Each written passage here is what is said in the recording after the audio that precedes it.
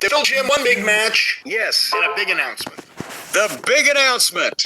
The big announcement that John Cena had been teasing that would shock the foundation and rattle the cage and turn upside down the entire wrestling world.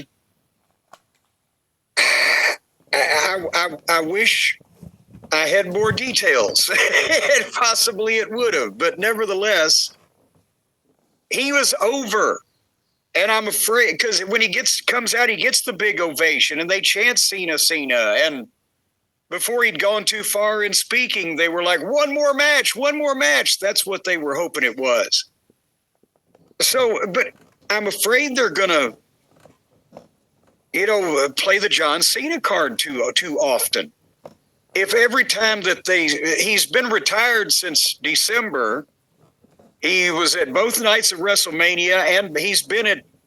I used to struggle with dandruff, but now I use Head & Shoulders every wash because the active ingredient in Head & Shoulders nourishes your scalp and stop. Stupid pop-ups.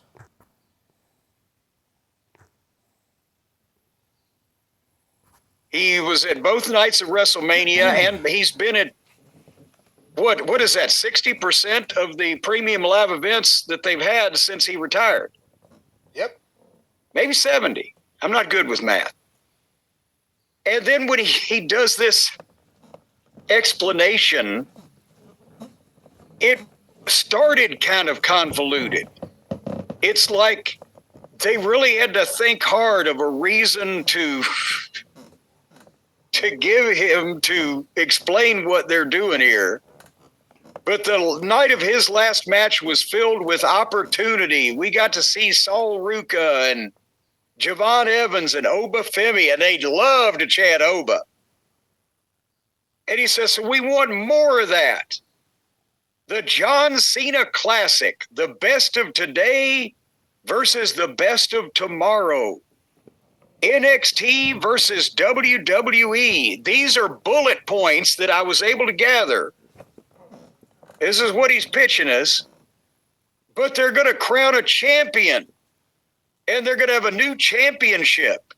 And it's good. What is it? The John Cena fucking classic champion or whatever. Yeah. But then he go, for the first time ever, you fans are important or whatever the fuck. For the first time ever, the fans will get to vote for the new champion. So even if a guy loses his match, he might win the title. And I swear to God, the longer that he explained it, the less sense it made, and less it seemed like that the fans were reacting to it. Because they went from, we love anything you say, to, Yeah, because all of a sudden it becomes a pitch, and John Cena is the best pitch man out there. His voice is perfect for it. He knows how to feign, I don't know, like Dick Clark energy. Just, I'm positive and I'm here and this is great. Everything is great and I'm here.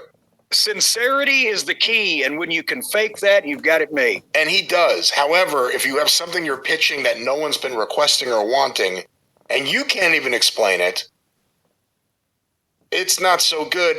Again, this screams of TKO after everything we've seen. The idea of a John Cena championship belt that can be won by the fans saying who they choose. This doesn't seem wise in any way. Even if they lose the match. It doesn't seem wise. This guy won the match, but he lost the tournament because the fans voted for Randy Mulkey. Like, what the fuck? Like, what is this? What is this? Why is this? Doesn't John Cena must honestly see this as the ultimate ability to cash out. I retired, and now these suckers are going to give me so many millions of dollars to appear and announce nonsense. What is this? Well, like I said, the longer that he went, the less the people were really behind it and more confused I was, except he got them to start chanting Oba again. Because it was kind of dragging. And then however he brought Oba up again, they started chanting that again. And then he should have been on the show. They should have just given him a squash match just to make people happy. 5 matches. And then he thanked Tampa. John Cena did. And it's time for the main event, which started like goddamn 20 minutes fucking later. Thank you, Tampa. None of the things I announced will be happening here. But thank you very much. That's another thing. At least you won't be burdened with trying to figure it out when we do it. I don't think fans are excited by more championship belts the way wrestling promoters, bookers, or owners are. We've seen Tony Khan at his worst. Again, Tony's going one way in a rocket, and these guys are going in another way in a rocket, but a lot of the ideas are the same. Well, here is where that they're colliding. The worlds are colliding. They're meeting in the middle. You know as well as I do that even if Ari and Mark and all of the big boys, that they say, well, we don't listen to social media feedback. Well, they're again falling into, as we said on the show a couple weeks ago, the trap that a lot of people do, corporate people, where they think that, well, this stuff isn't really hard, so we could have a good idea. Hey, this would be a great idea. Or this other guy I'm pushing, we could put him in here. And the point is, it's not that Tony Khan is a mark for belts. Wild. Thrilling. Insane. Shut up. It's a mark for belts. Obviously. There's no denying it. The TKO Brain Trust are not marks for belts, but they think the fans are, because they see, not only do they see from these really dedicated fans that will buy every overpriced replica that they produce, but they see all the feedback on the interwebs about, oh, they won the belt, or he lost the belt, or he has the belt, or whatever. And they say, okay, more of this. They don't understand the wrestling philosophies of the championships and etc. Almost nobody does anymore.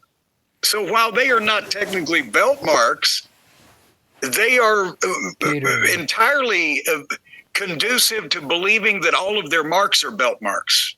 Does that make any sense? Yes, they see this as another thing they could sell. Yeah, that's really what this is. Go create another item that we can market.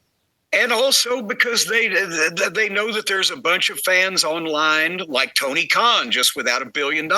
And they want to pick stars to be the booker because they know better. So this way, we'll put a bunch of guys in a bunch of matches and you just vote for the one you like best. It's like you booked him to be the champion. But that's what they're appealing to the people who are into this the most to see if they can squeeze any more money and or time out of them. But if wins and losses don't matter, why even have a match? Why not just have a 20-minute exhibition where there's no end? There's no way to win. It just goes on. Wins and losses don't matter. It's about feelings. Feelings, whoa, feelings.